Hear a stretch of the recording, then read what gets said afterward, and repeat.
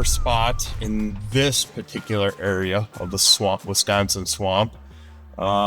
Pretty excited today, and we are actually doing this interview in the truck because it's very windy out. So I don't know what our goals today are. To obviously find some sign, but we're gonna concentrate on setups today and why and how, what time of year we'd set up in. So I think yesterday we were really, because this is the first time Gary's been in here hunting a little bit, but this is the first time we've had both, especially me. This is the first time I've ever been here at all, been able to come in and pick apart an area. So yesterday was more trying to make sure there was bucks that we wanted to actually come in here and hunt. And now that we know there's bucks in here that are worth our time in general, today is going to be more kind of nitty gritty, detailed, going in and still trying to find some of those buck beds and find that sign that lets us know there's mature bucks in here, but also get in and try to find maybe some more rut activity and how we can access, where we can set up, and just go over those more finer details and just pick through things a little bit finer and a little bit slower for the day. And I think that's kind of the game plan here and what we're looking at doing, I would say. Yeah. And not only just for rut, but for even early season, camera setups too is something that we're going to be talking about today.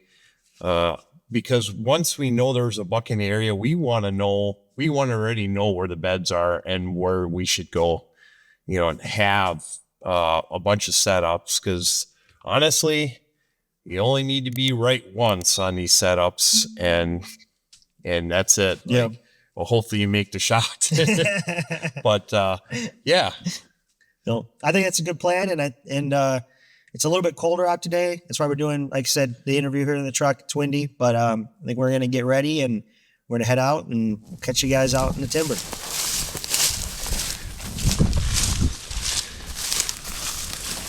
Very good. I just want to make sure that we can stay on this side of the channel and then get out to that point.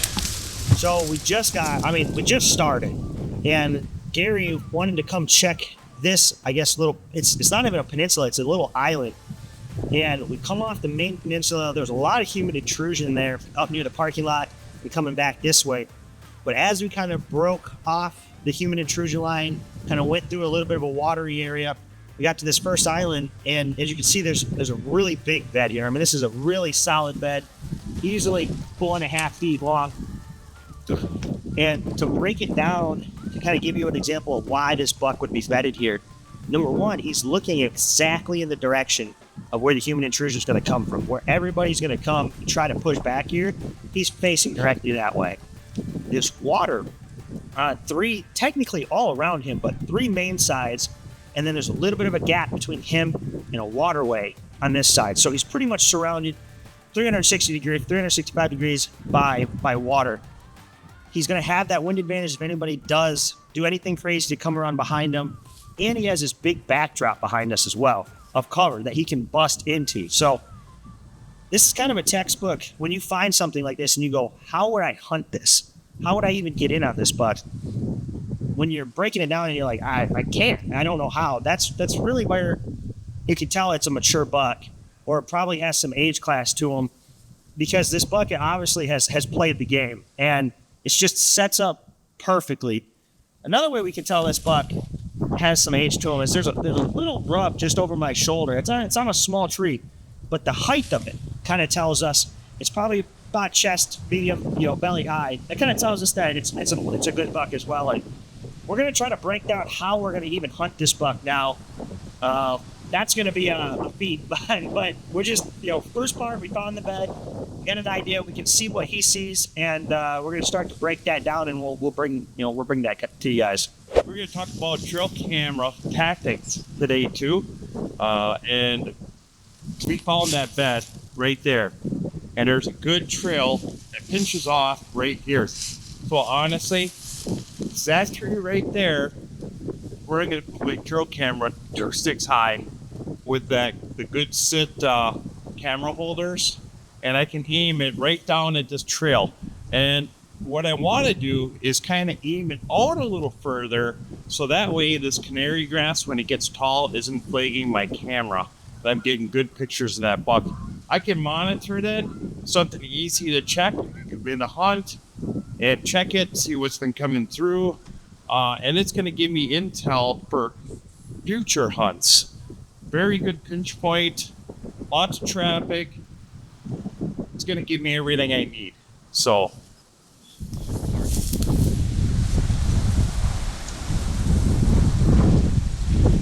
right. So I love these willows, and we've been hitting these willows quite a bit. And in this particular bed, you can see it's been used all year long because there is no canary grass in it, and it is matted down with hair. Plus, it's probably a small buck with a small buck rub here, but the thing you got to remember in spring scouting is you hold this grass up, this canary grass, and look how tall it is. You got to take that into consideration. They aren't going to be able to see you, nor are you going to be able to see them. You just got to trust your scouting that they're in these areas.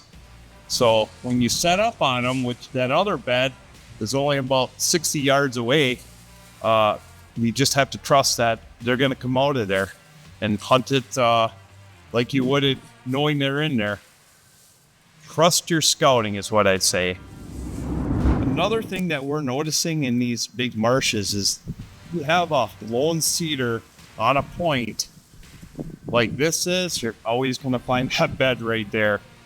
And it's just crazy.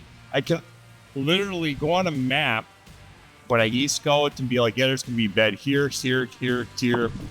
It's so predictable in a lot of these areas.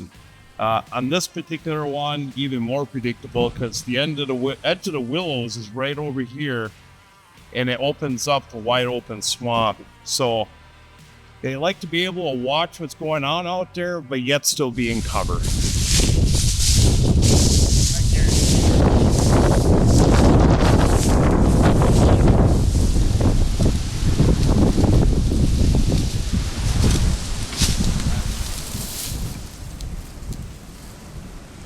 Liking it.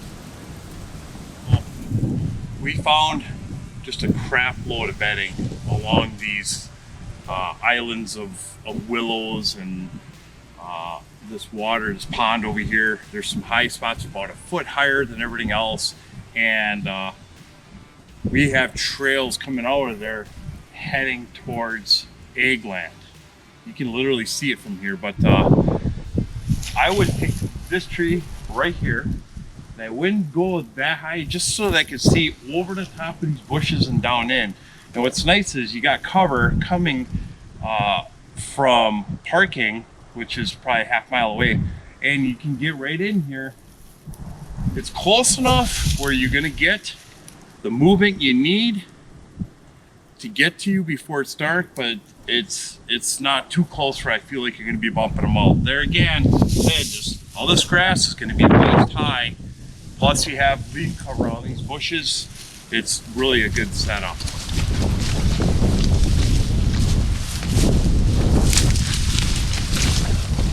So we got on this island and super disappointing. And I think a lot of people are thinking the same as us. But just when I said there's just no people, no sign of people, this was laying down in the dirt, and that whole tree steps are still in there. Those are really old ones. But yeah, we just not see any sign in here worth our time. So we're gonna get the heck out of here. There's some big island of phragmites out there, probably quarter mile, that we want to go check out. But yeah, pretty cool, a little lock on. Huh. So we're out scouting in this pretty flat area of the marsh. We were looking at a bunch of the phragmites because that's where a lot of the trails seem to be heading. We were just on that island that was just very disappointing. There was just no sign. We found that stand, and we went all the way to the phragmites, and again, the sign kind of died out.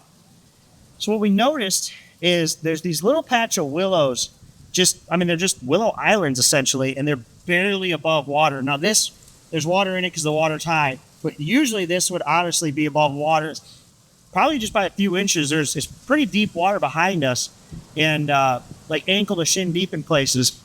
is what we're finding is that these bucks are out on these little tiny willow pockets out here, and not really on these mainland pieces. And this seems to be where they're bedded up. And we can tell this is a buck. It's kind of a smaller bed, but we can tell this is a buck because there's a lot of broken off branches. It'd be about head high, and there's a couple scuff marks. So that's telling us that there's a, how big we don't know, but at least there's a buck in here using it. And the trails are kind of telling us that that's what these bucks are doing out here. And that's why they're not up there on some of that mainland island stuff.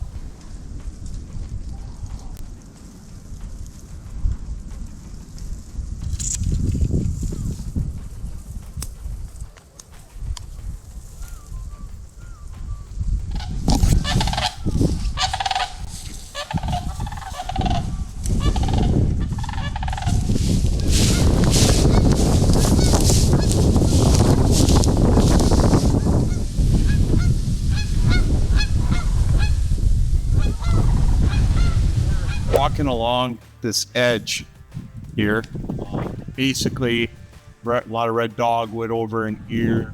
There's a few trees here and there, real thick, swampy stuff. On the other side, there's this row of black brush and red dogwood, and there's a small food plot right along the road.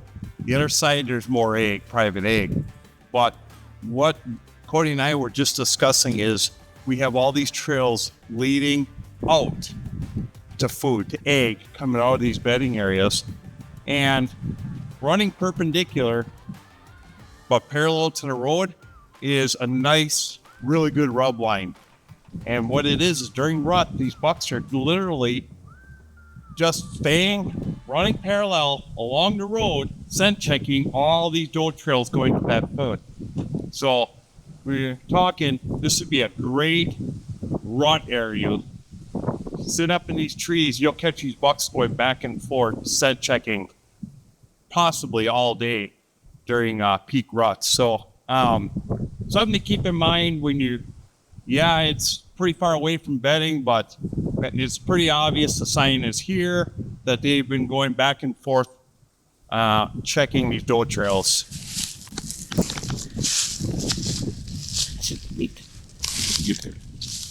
Obviously more than likely gun at night, but there's a bunch of them in. There's another one there. So I don't know if they're coming from across the road or if they're coming out from that over there. But it's probably 2 something or a little after, and we've been digging around in some of these areas and decided we were to switch and check on a couple other spots before we move on to an entire different piece tomorrow. And not every spot we look into is amazing.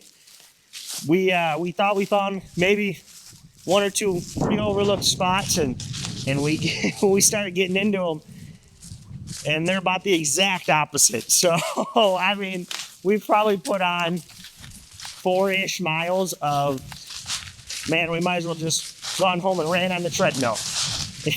It'd probably be more productive.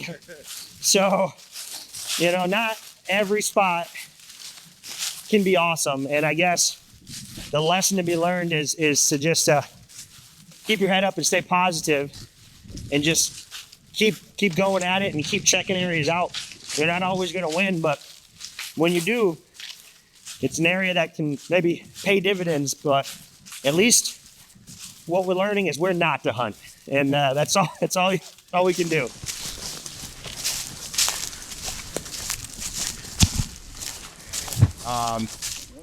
We went and checked some pieces out, and they were pretty much a bust. I don't know what we got, like 7 miles in or something like that for the day. But we were driving through, and I said, let's check this one out, this little corner piece. I think it's overlooked. And I don't know, there's 2 sides of it. There's road on, it's kind of pie-shaped, but very small. And holy cow, is there a sign in here? We saw probably in a small piece 100 runs, without a doubt. From different year classes. I mean, it is definitely Looks like it's been clear cut. It's overgrown with this tall canary grass, and they are in here thicker than thieves. But I think nobody's going to bother them because it's such a small piece. Who would ever spend time in here? So the plan is that we're going to dump a camera in here this summer and monitor this. For sure, we're going to hunt in here, without a doubt. But you can hear how close the road is. Cars going by. Matter of fact, we just saw an Amish carriage go by. But yeah, it's pretty exciting to see something like this. It's where people aren't is where we're finding all the sign. And this is so stupid. Nobody would ever hunt this, but it sets up perfect for us. So there's actually some white oaks in here even.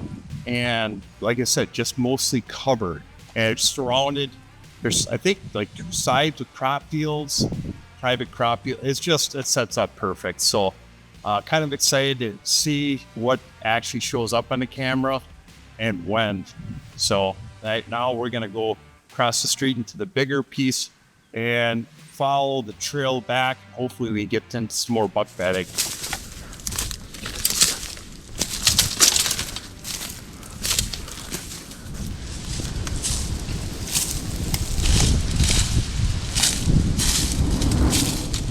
So back here in the truck, we just wrapped up the day. It's getting dark on us and starting to cool down for the evening. And so far in 2 days, we've done 21 miles.